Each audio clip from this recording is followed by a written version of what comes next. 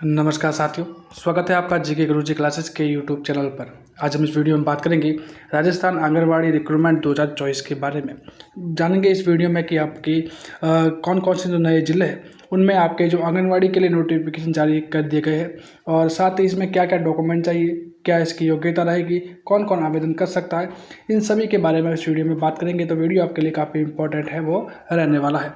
सबसे पहले बात की जाए राजस्थान के जो आपके जो नए ज़िले बने हैं, राजस्थान में जो नए ज़िले बने हैं उन नए ज़िलों के लिए जो आंगनबाड़ी केंद्र स्थापित किए गए हैं, तो उन आंगनबाड़ी केंद्र के लिए आपके जो नोटिफिकेशन है वो धीरे धीरे अभी सभी ज़िले हैं वो जारी कर रहा है। ठीक है, तो उसमें साथ ही किस ज़िले में कितने पद है वो आपको अलग अलग ज़िले के हिसाब से आपको देखने को मिलेंगे। जो भी जिला होगा उस ज़िले में कितनी आपके जो आंगनबाड़ी केंद्र बनाई गई है उसी के हिसाब से आपके जो पद है वो रहने वाले हैं, तो उसी के हिसाब से आप आवेदन है वो कर पाएंगे।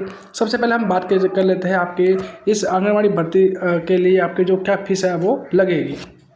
तो बात की जाए राजस्थान आंगनबाड़ी भर्ती आवेदन के लिए आपके जो आवेदन शुल्क है वो कोई नहीं रखा है, यानी कि आप अगर इसमें किसी भी प्रकार का आपको शुल्क है वो आपको नहीं देना पड़ेगा, यानी इसमें कोई भी प्रकार की फीस है वो आपकी नहीं रहेगी। बात की जाएगा इसकी एज लिमिट की, तो ये आपको काफ़ी थोड़ा ध्यान रखना पड़ेगा कि राजस्थान आंगनबाड़ी भर्ती 2024 हेतु जो आवेदन करने वाला है उसकी जो न्यूनतम आयु है वो 21 वर्ष होनी चाहिए, जबकि अधिकतम आयु है वो आपके 40 वर्ष है वो रखी गई है। साथ ही जो आपके अनुसूचित जाति है, जनजाति है, यानी SC और ST, विधवा, तलाकशुदा और विशेष उम्मीदवारों के लिए जो अधिकतम आयु है वो आपके 45 साल रखी है, जबकि सामान्य के लिए आपके जो आयु है वो आपके 40 वर्ष है वो रखी गई है। और बाकी जो भी डिटेल है ये संबंधित वो आपकी और कितनी छूट है वो सारी आपके जो आपके जो जिलेवार नोटिफिकेशन है उसमें आपको देखने को मिल जाएगा। बात की जाएगी इसमें क्वालिफिकेशन की बात की जाए, यानी कि आपके पास क्या योग्यता है कि आप इसमें आप अप्लाई है वो कर पाओगे। तो अगर मैं योग्यता की बात करूँ तो राजस्थान आंगनबाड़ी भर्ती 2024 में जो आवेदन करने वाले जो अभ्यर्थी हैं उनकी जो योग्यता है वो कम से कम वो आपके 10वीं पास होने चाहिए, यानी कि आपके जो भी आवेदन कर रहा है वो अगर किसी भी मान्यता प्राप्त जो बोर्ड है उसके वहाँ से आपके 10वीं पास है वो आपके होना चाहिए। साथ ही जो आवेदिका है, जो भी आपके अप्लाई करने वाला है वो विवाहित होना चाहिए और साथ ही राजस्व ग्राम वार्ड की स्थानीय निवासी होना चाहिए, यानी अगर आपके जिस वार्ड में आपके जो आंगनबाड़ी केंद्र स्थापित होने जा रहा है वहाँ के निवासी होना चाहिए, विवाहित होना चाहिए और साथ ही आपके 10वीं पास है वो आपके होना चाहिए। अगर ये तीनों आपके कंडीशन लागू है तो आप इसमें आराम से आवेदन है वो कर पाओगे। बात की जाए अगर आपके सिलेक्शन प्रोसेस का क्या रहने वाला है, तो इसमें जो सिलेक्शन प्रोसेस है वो आपके 10वीं की परीक्षा में जो प्राप्त अंक है उसके आधार पर आपके जो मेरिट है वो बनाई जाएगी। साथ ही जो अन्य इस 10वीं के बाद भी जो भी आप जो डॉक्यूमेंट दोगे उसके आधार पर भी आपके जो नंबर है वो जुड़ते जाएंगे और उसी के आधार पर आपके एक मेरिट लिस्ट बनेगी और उसी मेरिट लिस्ट के आधार पर आपका सिलेक्शन है वो किया जाएगा। बात की जाए इसमें सबसे इम्पोर्टेंट है आपके डॉक्यूमेंट की कि इसमें क्या क्या डॉक्यूमेंट है वो आपको चाहिए होंगे। तो बात की जाए तो सबसे पहले आपके जो शैक्षणिक योग्यता संबंधित प्रमाण पत्र देना पड़ा, यानी आपको नोटरी करवा कर आपको एक प्रमाण पत्र देना पड़ेगा कि मैंने जो शैक्षणिक योग्यता प्राप्त की है, मैंने जो 10वीं पास की है वो एकदम प्रमाणित है, यानी उसमें किसी भी प्रकार का कोई भी आपके धोखाधड़ी या वो नहीं किया गया है। साथ ही उसके अलावा आपकी जो 10वीं की जो मार्कशीट है वो इसमें साथ आपको जमा करवानी पड़ेगी।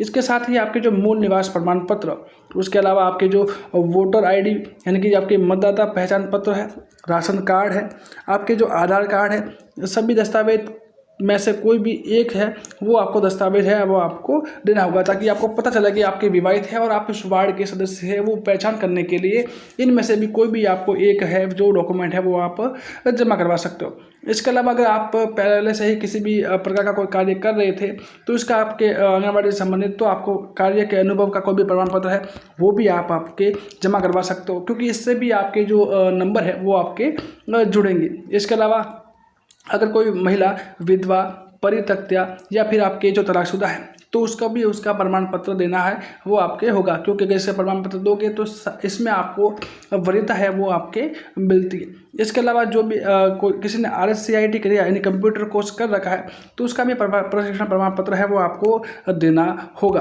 अगर कोई व्यक्ति जो महिला SC और ST की है तो उसको भी अपना जाति प्रमाण पत्र है वो आपको देना पड़ेगा, क्योंकि इसमें SC और ST में भी आपके कुछ हद में आपके जो वरीयता है वो दी जाती है। इसके अलावा जो BPL, कोई अगर परिवार BPL में है तो उसको अपना BPL कार्ड है केंद्र सूची में सम्मिलित आवश्यक दस्तावेज में प्रमाणित छायापत्र, यानी अगर कोई व्यक्ति BPL में है तो उसको भी उसका BPL का जो कार्ड है उसकी जो फोटोकॉपी है वो आपको देनी होगी। ठीक है, यानी जो सामान्य रूप से जो ये आपके जो डॉक्यूमेंट है वो आपके नेसेसरी यानी आपके कंपल्सरी होने ही चाहिए। उसके बाद भी जो भी आपके नोटिफिकेशन होगा, जो भी सेंटर के अनुसार जो भी आपके डॉक्यूमेंट मांगे जाएंगे वो थोड़े बहुत आपके डॉक्यूमेंट है वो ऊपर से देने होंगे। बाकी जो वो आपके डॉक्यूमेंट है वो सेंटर के अकॉर्डिंग आपके रहने वाले हैं। बाकी ये वाले डॉक्यूमेंट है वो आपको हर प्रकार के सेंटर में देने होंगे, है नहीं, कि चाहे किसी भी सेंटर में आप भरोगे तो भी आपको देना होगा। साथ ही वे बातें जो आपको इसमें सबसे अधिक ध्यान रहने वाली या रखनी होगी, सबसे पहले है कि आवेदनकर्ता आपकी महिला होनी चाहिए। तो सबसे इम्पोर्टेंट बात कि इसमें किसी भी प्रकार का कोई भी पुरुष है वो आपके फॉर्म अप्लाई नहीं कर पाएगा।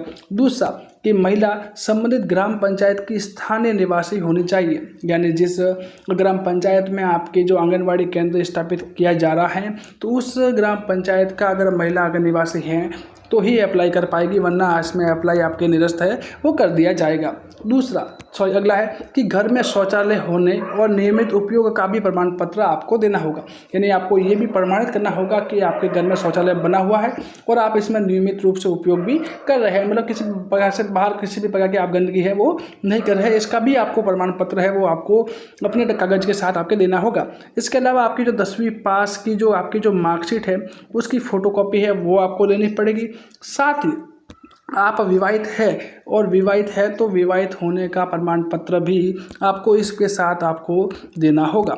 अगला है आपके जो इसकी आयु है वो 21 से 35 वर्ष होनी चाहिए। नॉर्मल सामान्य रूप से तो 21 से आपके 35 वर्ष होने चाहिए, लेकिन जो भी आपके विवाहित है आपकी जो विधवा परित्यक्ता या तलाकशुदा है, जो भी SC ST की महिला है और उसके हिसाब से जो भी आपकी छूट है वो तो है ही है, लेकिन कम से कम इतनी एज तो आपके होने ही चाहिए, नहीं इसके बीच में आपके होने ही चाहिए। अगला है कि आवेदनकर्ता अपने फॉर्म के जो सभी कागज जो दस्तावेज है उसकी प्रतिलिपि उसको संलग्न करना होगा, यानी आपके जो भी फॉर्म आवेदन करता जो भी फॉर्म है जो भी डॉक्यूमेंट मांगे जाएंगे उसकी सभी की जो फोटोकॉपी है वो आपको इसमें साथ में आपको देनी पड़ेगी और ये पूरा प्रोसेस आपके ऑफलाइन है वो चलेगा। ठीक है, बात कीजिए अगला है कि आपके जो आवेदक है जो फॉर्म भरेगा तो फॉर्म भरा हुआ जो फॉर्म है उसकी 2 फोटोकॉपी वो कार्यालय में अंतिम तिथि से पूर्व ही आपको पहुंचानी पड़ेगी, यानी जो जहाँ के इसके जो आपके आंगनबाड़ी का जो ऑफिस है वहाँ पर आपको इसको ऑफलाइन फॉर्म भरना है। इसकी 2 फोटोकॉपी आपको उसके कार्यालय में पहुंचानी है, तभी जाके आपका फॉर्म है वो आपके भरा हुआ माना जाएगा। और उसके बाद आपके एक बार जब आवेदन कर लोगे तो उसके बाद में आपको किसी प्रकार का संशोधन करने के लिए टाइम या किसी भी प्रकार का ऑप्शन है वो आपके नहीं दिया जाएगा। तो इसलिए आप जो भी आवेदन करोगे उस आवेदन को बड़े ध्यान से आवेदन आपको करना होगा, क्योंकि बार बार इसमें आपके संशोधन होता भी नहीं है और ना ही आपको कोई टाइम या कोई भी आपको किसी भी प्रकार का रिलैक्सेशन है वो आपको दिया जाएगा। जो भी आपने पहली बार फॉर्म भरा है वो भी आपके वही आपके फाइनल माना जाएगा। ठीक है, अगर बात करूँ मैं कि किन किन जिलों में आपके जो नोटिफिकेशन है वो जारी कर दिया गया है, तो एक तो आपके जो चुरू है में आपके नोटिफिकेशन है वो जारी कर दिया गया है और उसके नोटिफिकेशन के हिसाब से आपके 2 अप्रैल 2024 इस आंगनबाड़ी में भरने की जो फॉर्म भरने की लास्ट डेट है वो आपके रहने वाली है। हनुमानगढ़ में से भी आपके जारी हुआ है, इसमें आपके 4 अप्रैल 2024 से आपके लास्ट डेट रहने वाली है। दौसा के लिए भी आपके 5 अप्रैल 2024 लास्ट डेट रहने वाली है। उसके बाद अजमेर की बात करें तो अजमेर में भी आपके नोटिफिकेशन जारी हो चुका है और ये आपके 6 अप्रैल 2024 से लास्ट डेट रहने वाली है। इनके अलावा झुंझुनू की बात की जाए तो इसमें 8 अप्रैल 2024 लास्ट डेट है। सीकर की बात की जाए तो 8 अप्रैल 2024 लास्ट डेट है और बीकानेर की बात करूँ तो मैं 9 अप्रैल 2024 इसकी लास्ट डेट रहने वाली है। इसके अलावा भी अगर आपको कोई भी प्रकार के कोई डाउट है इस भर्ती से संबंधित, तो आप इसमें वीडियो के कमेंट सेक्शन में कमेंट जरूर कीजिएगा। मैं आपको पूर्ण रूप से रिप्लाई करने की पूरी कोशिश करूंगा। साथ ही अगर आपको इस भर्ती से संबंधित और कुछ भी जानकारी चाहिए तो उसके बारे में भी आप इसमें कमेंट भी कर सकते हो। और साथ ही इसकी भर्ती की जो ऑफिशियल वेबसाइट है उस पर भी आप जाकर आप इस पूरे नोटिफिकेशन को ध्यान से पढ़कर आप सारी सूचना को प्राप्त है वो कर पाओगे। लेकिन फिर भी आपको कोई सूचना नहीं मिलती है तो आप वीडियो को कमेंट सेक्शन में कमेंट जरूर कीजिएगा। साथ ही इस चैनल को सब्सक्राइब जरूर कीजिएगा, क्योंकि ऐसी और भी भर्ती और साथ ही इस भर्ती से संबंधित अगर और कुछ भी अपडेट हुई तो इस चैनल के माध्यम से मैं आपको अपडेट है वो करते रहूँगा। तो चैनल को सब्सक्राइब करके बेल आइकन ऑन जरूर कीजिएगा ताकि टाइम पर आपको नोटिफिकेशन मिल जाए। वीडियो अच्छा लगा है तो इसे लाइक और शेयर जरूर कीजिएगा। मिलते हैं नेक्स्ट वीडियो में, तब तक के लिए पढ़ते रहे बढ़ते रहे।